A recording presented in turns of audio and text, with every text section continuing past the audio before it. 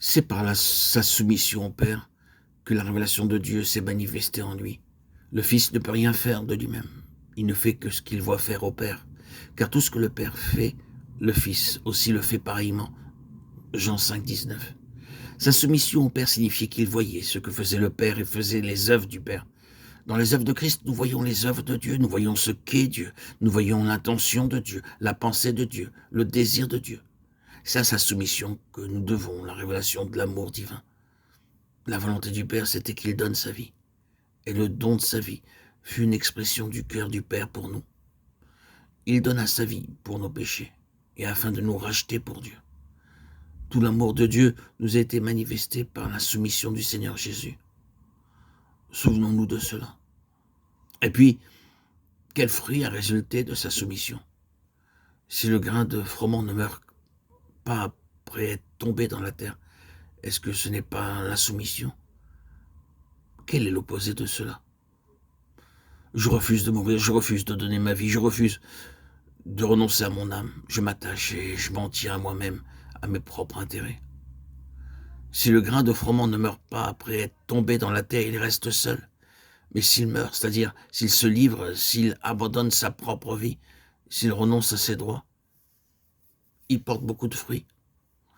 Ces paroles sont suivies immédiatement par la déclaration « Celui qui aime sa vie, c'est-à-dire son âme, la perdra. Et celui qui est sa vie, on parle toujours ici de son âme, en ce monde, qui est son âme, qui est animale, il la conservera pour la vie éternelle. » Jean 12, 24-25. Cela encore, en un mot, c'est la soumission. Suivons cette question jusqu'au bout avec cette parole. Il s'est rendu obéissant jusqu'à la mort, même jusqu'à la mort de la croix. Philippiens 2, 8. Obéissant, c'est la soumission. C'est le côté de la femme, celui qui est représenté par la femme, ce que nous devons à cela.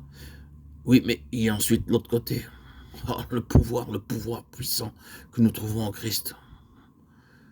Oh, la vie positive, la vie de résurrection que nous avons en Christ. Oh, la délivrance qui est nôtre par le puissant libérateur Christ. Oh, la puissance qui est à nous et qui nous garde à cause de la croix. C'est le côté de l'autorité, le côté de la soumission, c'est son amour pour nous. Le côté de l'autorité, c'est pour nous, sa protection et sa défense. Le côté de la soumission, c'est sa tendre compassion, sa bonté miséricordieuse pour les siens. Son autorité, c'est la manifestation de sa puissance contre les ennemis de ses enfants. C'est l'homme et la femme.